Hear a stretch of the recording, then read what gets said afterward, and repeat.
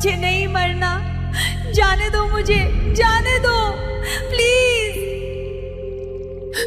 बचा लो मुझे, प्लीज बचा लो मुझे, ये लोग हमें मार देंगे। Help help. चलो यहां से। यहां फेलियर के साथ ऐसा ही होता है। कार्ड्स लेके जाओ इस लड़की को।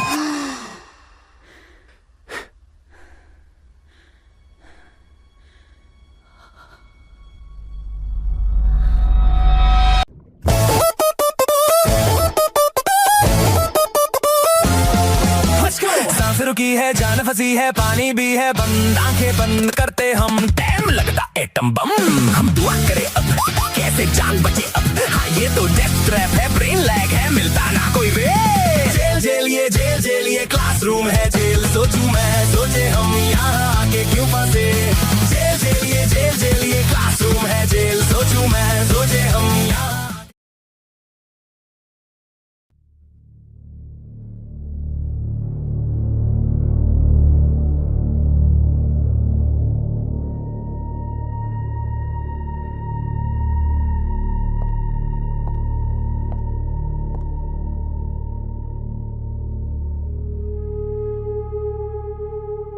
As you all know, situations critical है। हमारे साथ पिछले 6 महीने में ब्राजील, कॉन्गो और इंडोनेशिया तीनों ने डिप्लोमेटिक टाइज तोड़ लिए हैं, क्योंकि हमने उनके फॉरेस्ट जोन्स में माइनिंग की परमिशंस मांगी थी जो हमें नहीं मिली थी। पर अब पॉइंट यह है कि रिलेशन कैसे सुधारें। सर, अगर हम प्रोजेक्ट प्रकृति को प्रॉपर्ली प्रेजेंट करें और आर्टिफिशियल बायोडाइवर्सिटी जोन्स की एक्सटिंक्ट स्पीशीज को डिप्लोमेटिक गिफ्ट की तरह दें, तो शायद बात बन सकती है।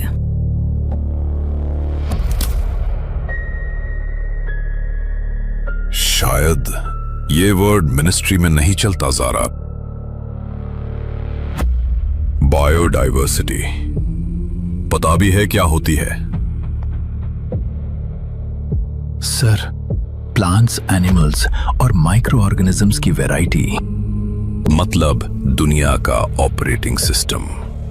जब ये होता है सब होता है। कोई बता सकता है इंडिया में कितनी स्पीशीज हैं?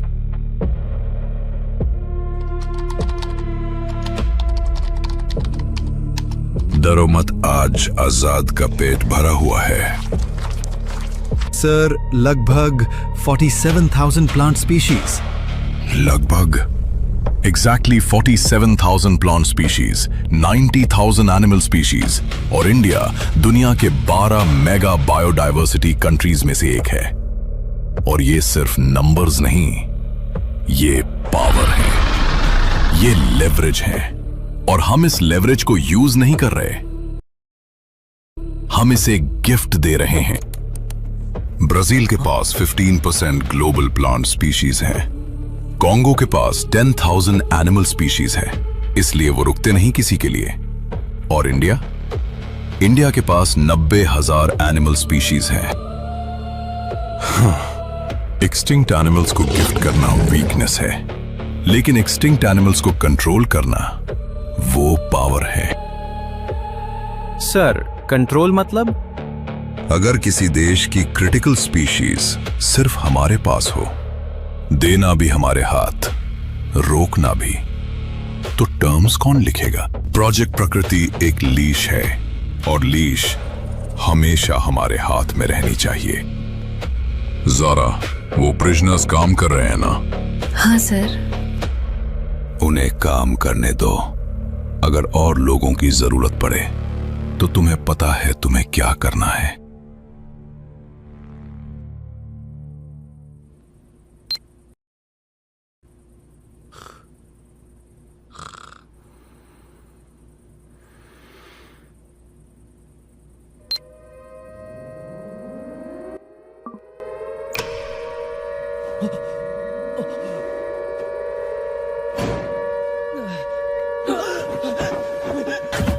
मैंने सुसु तो नहीं कर दिया, इस बार बच गया।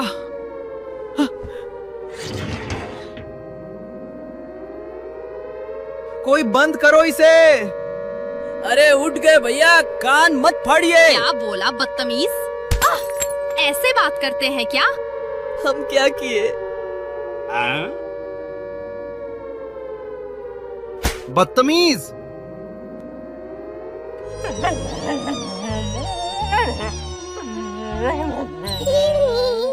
उठो सारे, काम भी करना है तुम्हें।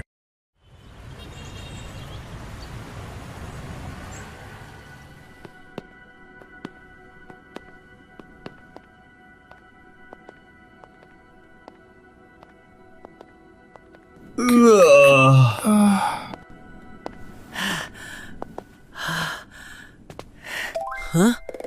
क्या हुआ बंधु? फिर से सुसु आई है का? नहीं, पोटी आई है। अबे तुम इंसान हो के सुलभ शौचालय, जब देखो सुसु पोटी सुसु पोटी।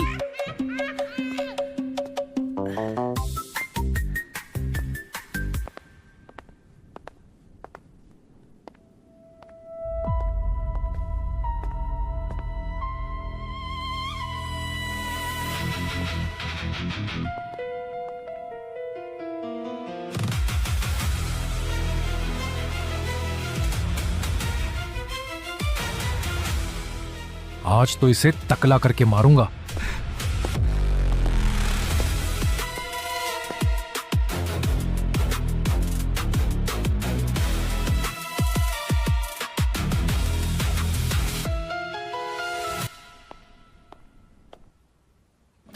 हाँ?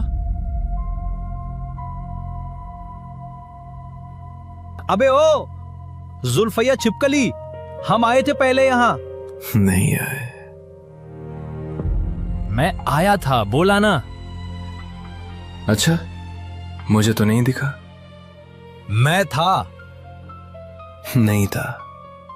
मैं था। हाँ भाई, हम आए थे पहले, लिट्टी चोखे की कसम।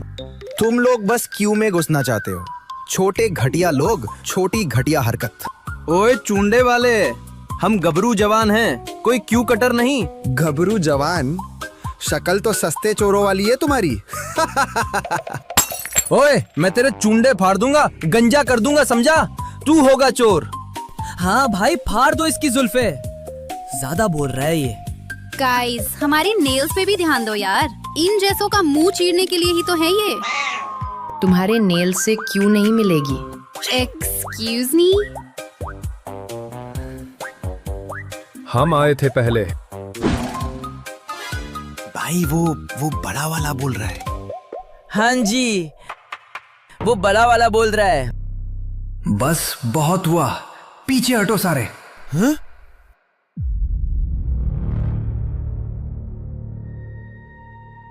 तुमने कल हमारा राशन भी लिया था, अब क्यों भी लोगे?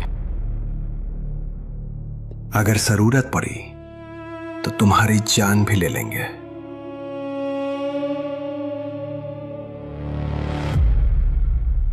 हाथ तो लगा के दिखा, तेरा हाथ ही तोड़ दूंगा।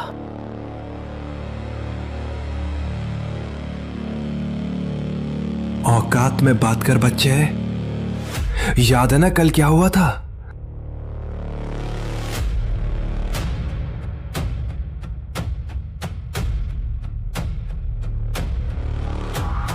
अभी दिखाता हूं तुझे औकात। आरव, नहीं।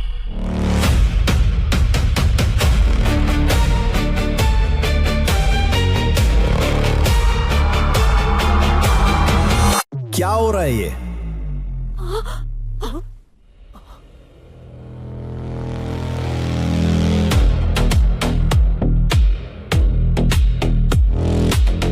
सर वो पहले आए। नहीं सर, हम पहले आए और हमें परेशान किया। शराब। जिस टीम के पॉइंट ज्यादा है वो पहले जाएगी। टीम ओमेगा के 40 पॉइंट्स और वेगा के भी 40 पॉइंट्स, यानी इट्स अ टाई। तो सीधे लाइन में लग जाओ, वरना दोनों टीम्स का नाश्ता कैंसिल। भाई ये आदमी तो जीनियस है।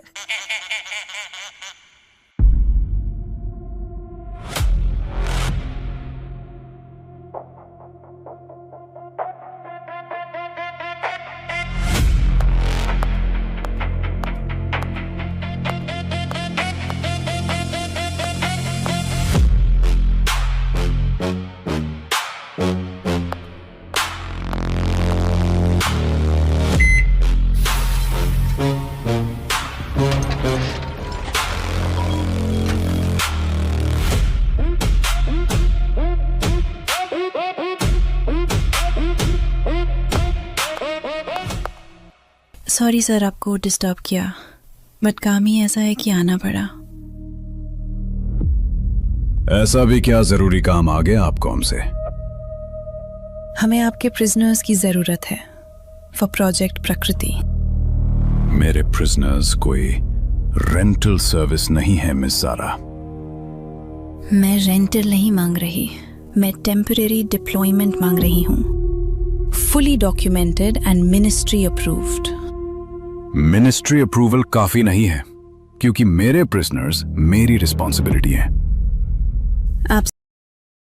आप सही कह रहे हैं, रिस्पॉन्सिबिलिटी इंपॉर्टेंट है।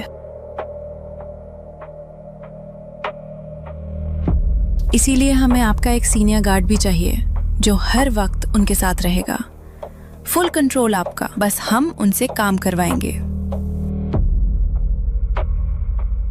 फिर भी ये जेल के प्रोटोकॉल के अगेंस्ट है। मैं एक जूनियर ऑफिसर की बात पे अपने प्रिजनर्स नहीं दे सकता, चाहे फाइल कितनी भी ऑफिशियल हो। अगर आपको ऐसा ही लगता है तो एक बार आप खुद फाइल देख लीजिए।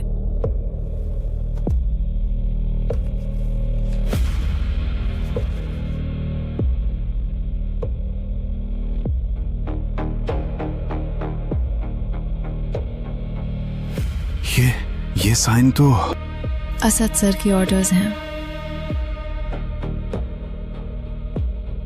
ठीक है, कल सुबह प्रिजनर्स रेडी रहेंगे। Thank you sir.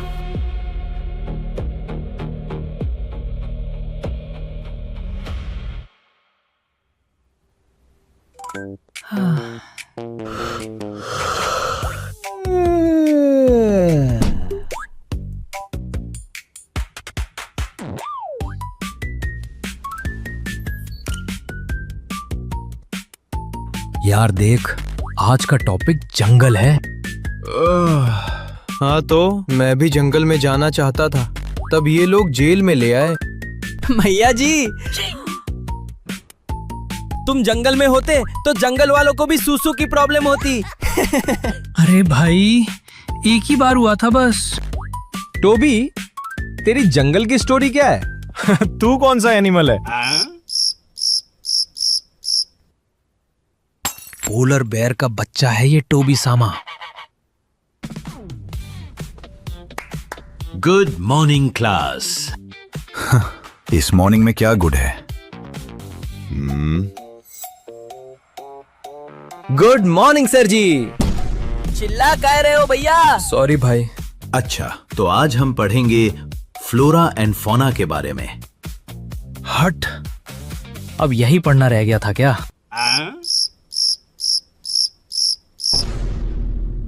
मैं ही पागल हो जो इससे बात कर रहा हूं।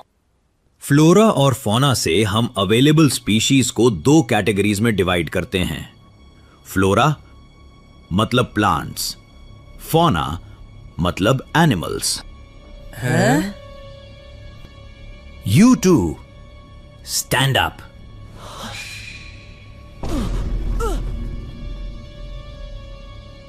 क्या समझे, बताओ। सर, फ्लोरा मतलब पेड़ पौधे और फौना? सर जी, फौना मतलब जानवर, जैसे चूहा, शेर, बिल्ली। कुकुर, भेड़, बकरी, गधा, नीलगाय, दरियाई घोड़ा। बैठ जाओ दोनों। सर, लेकिन इन सब जानवरों में से मैंने बस गधा ही देखे हैं। तो अब हम। सर, इसने हम दोनों को आंखों से गधा बोला। तुम दोनों से तो मैं क्लास के बाद मिलता हूं। पहले तुम इधर आओ।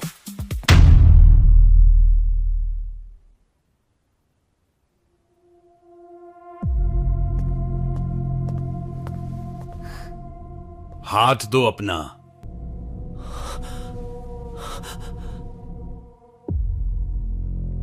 डरो मत, कुछ नहीं होगा। अब देखो, फ्लोरा और फौना को गवर्नमेंट ने सब कैटेगरी में डिवाइड करा है। पहले आती है नॉर्मल स्पीशीज, जिनकी पॉपुलेशन ज्यादा है और स्टेबल है, जैसे कैटल्स और साल फॉरेस्ट, और तुम जैसे जाहिल लोग जिन्हें कुछ समझना ही नहीं होता है। Access granted.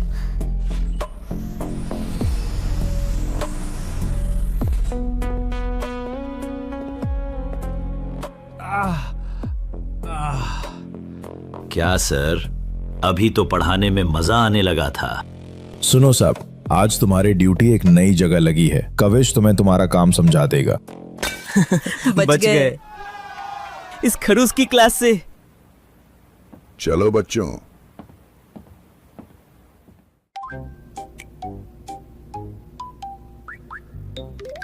ये अंकल इतने खुश क्यों हैं? पता नहीं, मुझे डर लग रहा है। चुप करो दोनों। तैयार हो सब? कू बेटा। सर जी। हाथ दिखाओ। क्यों? कू।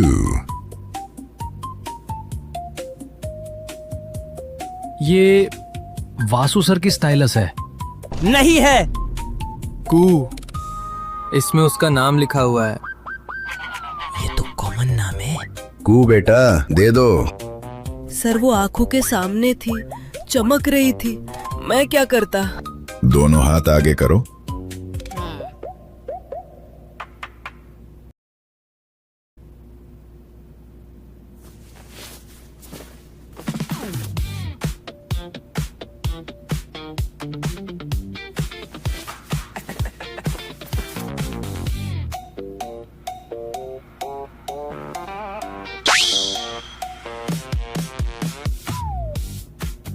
और अंदर वाली पॉकेट में एक छोटी सी। दो। जी सर।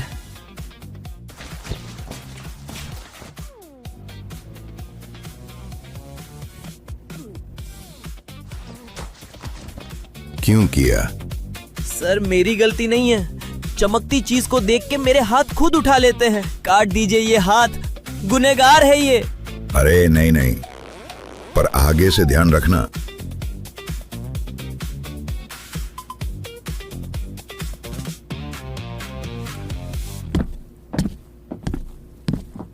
दद्दू, हमें करना क्या है ये तो बताओ। जा कहाँ रहे हम? बहुत अच्छी जगह है, तुम्हें पसंद आएगी। पर करेंगे क्या वहां? काम। कौन सा काम?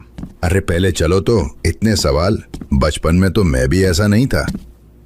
उसने आंसर नहीं दिया। मैंने भी नोटिस किया। स्मार्ट है ये दद्दू। या फिर कुछ छुपा रहा है। या दोनों। सर जी, एक बात बताओ। हाँ कू, बोलो। इसने क्लास में हमें देख के गधा बोला। वो तुम्हारे लिए नहीं था। लेकिन तूने हमें देख के ही बोला था। मैंने कहा था फोना में गधों की स्पीशीज ही बची है क्या? सर बताओ, सेम ही है ना?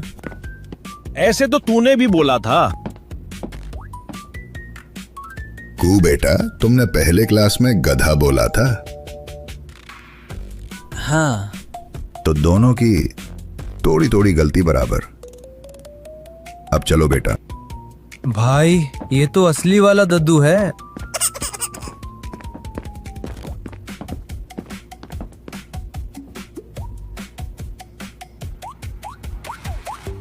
एक बात बताओ, फ्लोरा फोना के बाद वासु सर ने क्या पढ़ाया?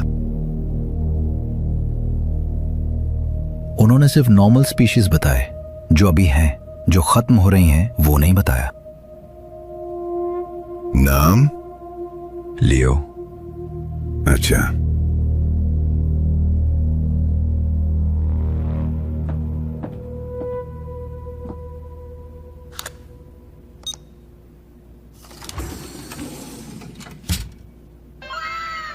ये तो हमारी सवारी। चलो।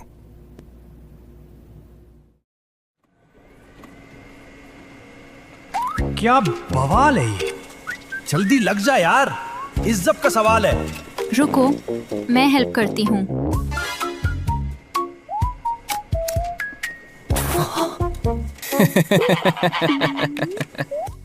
इसको तो मैं बाहर निकल कर देखता हूँ।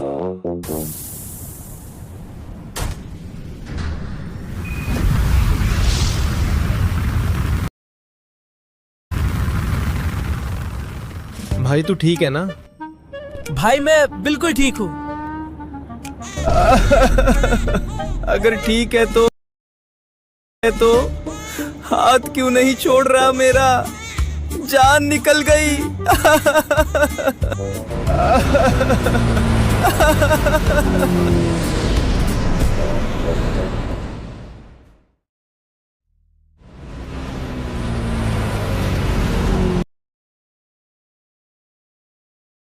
रफली 60 साल पहले। सर वहां जानवर है अभी भी? कुछ हैं, कुछ सिर्फ कागज पे हैं और कुछ सिर्फ यादों में। यादों में मतलब? वो सब एक्सटिंक्ट हो गए।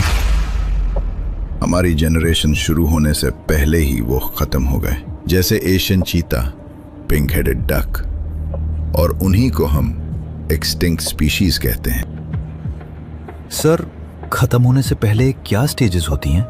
पहले आती है वल्नरेबल स्पीशीज, वो स्टेज जो खत्म नहीं हुई अभी, पर डायरेक्शन वही है, जैसे ब्लू शीप और एशियाटिक एलिफेंट। हाथी? भाई हाथी तो कितना बड़ा होता है। साइज गारंटी नहीं करता कू। यही तो असली सबक है।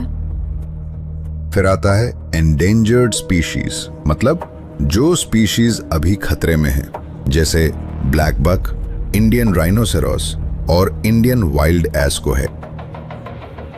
और रेयर स्पीशीज की पॉपुलेशन इतनी छोटी कि इजीली काउंट हो सके, जैसे हिमालयन ब्राउन बेयर। और कुछ स्पीशीज सिर्फ एक ही जगह मिलते हैं दुनिया में और कहीं नहीं, वो होते हैं एंडेमिक स्पीशीज, जैसे अंडमान टियल और निकोबार पिजन। वो जगह गई तो वो भी गए। मतलब उनका भी कोई दूसरा घर नहीं है? बिल्कुल सही।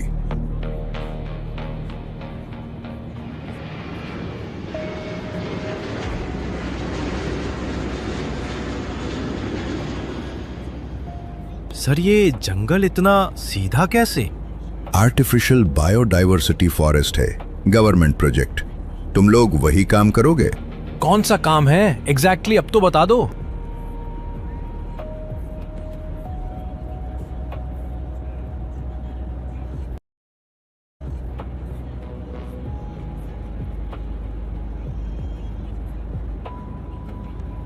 सर वो वर्ड किसने किया? पता नहीं बेटा, कभी कभी लोग एक वर्ड हटा देते हैं, सिर्फ एक, और पूरी चीज बदल जाती है।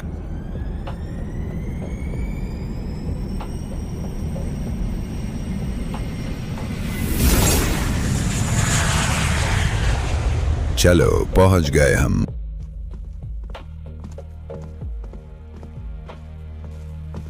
कौन सा काम है एग्जैक्टली?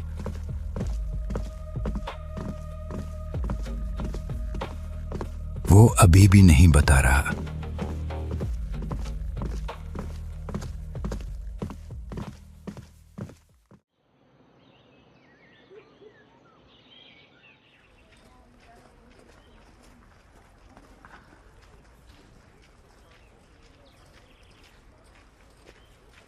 अरे भाई ये जंगल सीधी क्यों है? सरकारी है, सब सीधा होता है। सीधा तो होता है बट काम का नहीं। रुको सब, पहले कुछ बताना है।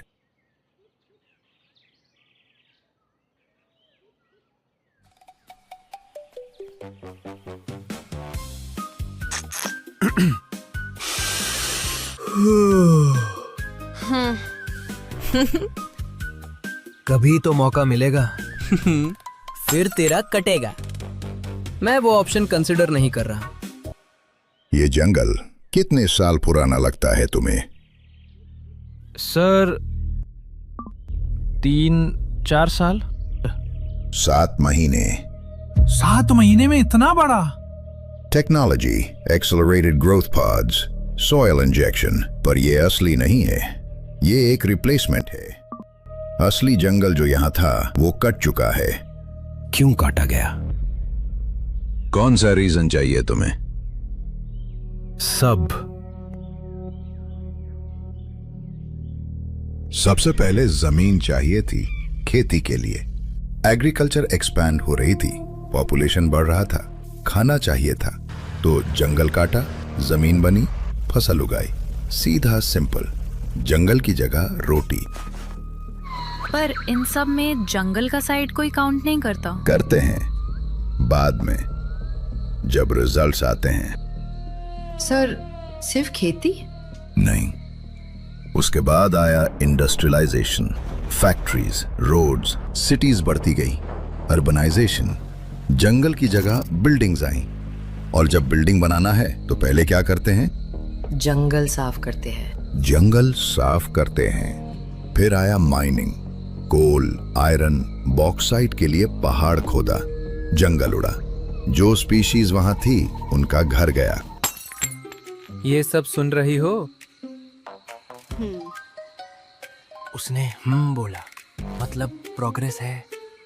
का मतलब हाँ नहीं होता रेन, मेरे लिए होता है। सर ये सब तो होता रहता है, पर डेवलपमेंट जरूरी है ना? हाँ, डेवलपमेंट जरूरी है। तो फिर? पर डेवलपमेंट का मतलब ये नहीं कि जो है उसको बर्बाद कर दो। सही तो कह रहा है भाई। विकास के काम जैसे डैम्स, रोड्स, ये सब बनाने के लिए जंगल काटे गए। सर, हमारे गांव के पास एक नदी थी। डैम बना तो नदी का एक हिस्सा रुक गया। हमारे खेत में पानी आना बंद हो गया। लोग और अंदर जंगल में जाने लगे पानी के लिए, और फिर वो जंगल भी, वो भी गया।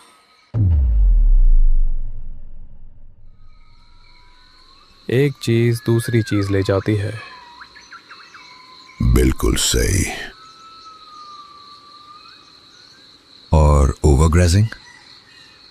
बकरी, भेड़, गधा। गधा? सॉरी, रिफ्लेक्स था।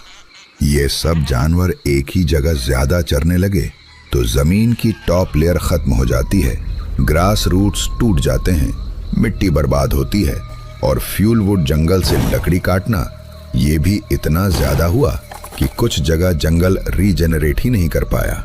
मतलब जंगल खुद को ठीक नहीं कर सकता अगर ज्यादा कट हो जाए? एक लिमिट तक कर सकता है, उसके बाद नहीं। इसलिए ये बनाया, रिप्लेस करने के लिए।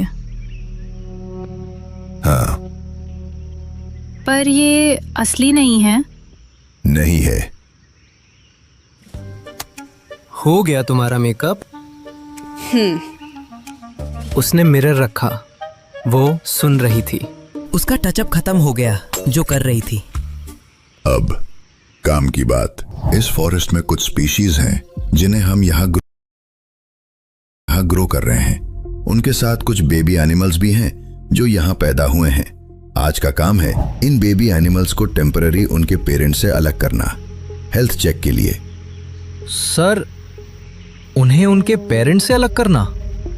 हाँ, टेम्पररीली 2 घंटे, फिर वापस। पर प्रोटोकॉल है बेटा। सर, ये सिर्फ हेल्थ चेक के लिए है? चलो ड्यूटीज बताता हूं।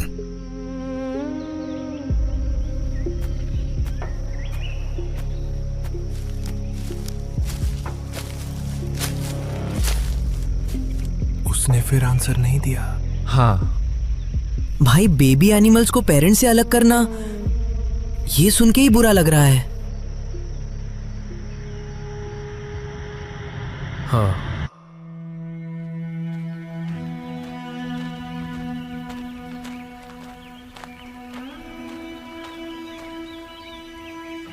आंटी, मैं माफी मांगता हूँ पहले से।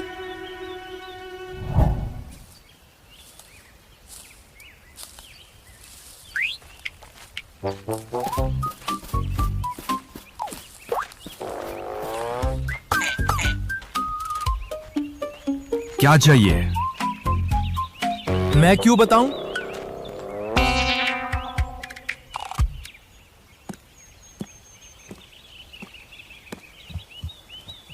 ईरा।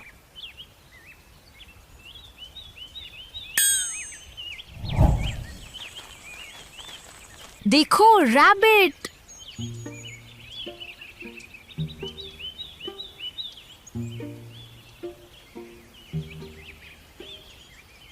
ये क्यों जरूरी है ईरा?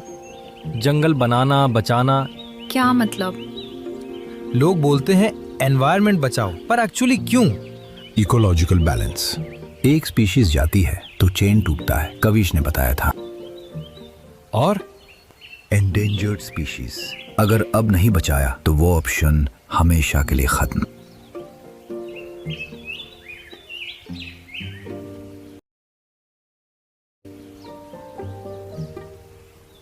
और फ्यूचर के लिए जो अभी पैदा भी नहीं हुए, उनके लिए भी कुछ बचाना है, वरना वो सिर्फ लोगों से सुनेंगे, जैसे हमने सुना है एशियाटिक चीता के बारे में। मेरे यहाँ भी एक नीम का पेड़ था, एक दिन किसी ने काट दिया और आज वहाँ रोड है। कौन है वहाँ? बाहर आओ। विहान, सॉरी, शायद मैंने आप लोगों को डरा दिया। 2 घंटे बस, फिर मम्मी के पास वापस।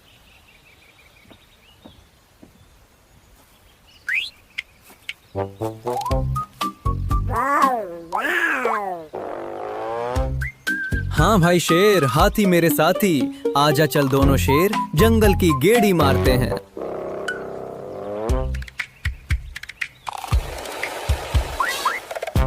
लगता है तुझे भी रियो की तरह साफ सुथरे लोग पसंद है। क्या सोच रहे हो? मैं ये सोच रहा हूँ कि इतना सब हुआ, सारे जंगल खत्म हो गए, बट हमारी गवर्नमेंट ने इन्हें बचाने के लिए कुछ किया क्यों नहीं? गवर्नमेंट ने स्टेप्स लिए थे। 1972 में वाइल्ड लाइफ प्रोटेक्शन एक्ट बना, जिसमें एनिमल्स, बर्ड्स और प्लांट्स को हंटिंग और इलीगल ट्रेड से प्रोटेक्शन मिला, और national park, wild life sanctuaries और बायोस्फीयर रिजर्व्स बनाए। देखा उनका प्रोटेक्शन, उन्होंने बस फॉरेस्ट्स को अलग अलग टाइप्स में बांट दिया। हैं, क्या बात कर रहे हो भाई तुम लोग? फॉरेस्ट 3 टाइप्स में डिवाइडेड है। रिजर्व फॉरेस्ट्स, सबसे ज्यादा प्रोटेक्टेड फॉरेस्ट्स जहां यूज पर स्ट्रिक्ट रिस्ट्रिक्शंस होती हैं।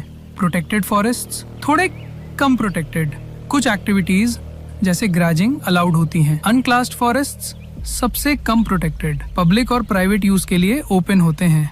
तुम्हें इतना सब कैसे पता है? मैंने क्या बोला? देखा, कहा था ना, गवर्नमेंट ने बहुत कुछ किया है, लेकिन तुम लोगों ने उसे बर्बाद किया है। हाँ, तू तो बोलेगा ही ना, गवर्नमेंट का सगा है ना तू। ज्यादा नहीं बोल रहा तू कुछ।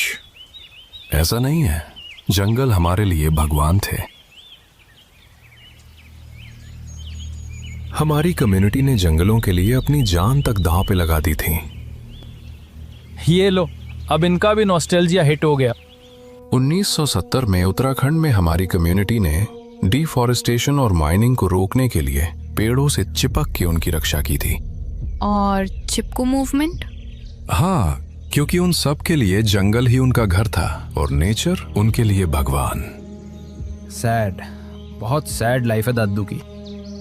चुप रहो। लेकिन इसके लिए तो जेएफएम बनाई गई थी ना।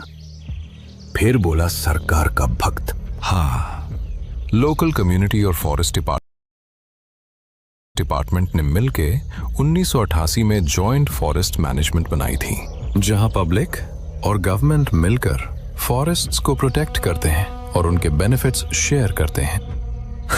सब बकवास है, लोगों का लालच सब खराब कर देता है। हे, कहां घूम रहे हो तुम सारे? काम ही तो कर रहे हैं, केज ढूंढ रहे हैं। आगे से लेफ्ट चले जाओ, सारे केजेस वही हैं।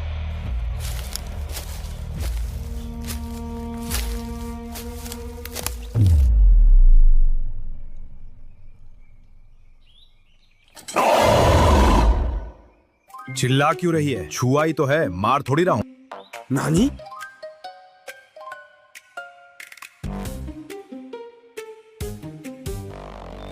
क्या कर रहे हो ये? बियर का नया केज यहां क्यों नहीं आया है? पता है ना, ऑक्शन में अगर एक भी जानवर कम हुआ तो क्या हाल होगा हमारा।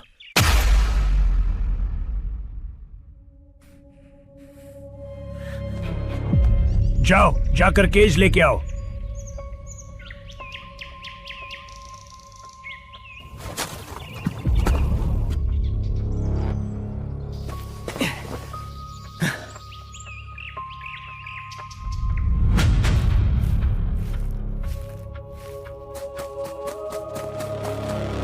क्या करने वाले हो तुम इन जानवरों के साथ? मुझे कुछ नहीं पता, मुझे मरना नहीं है, जाने दो मुझे प्लीज।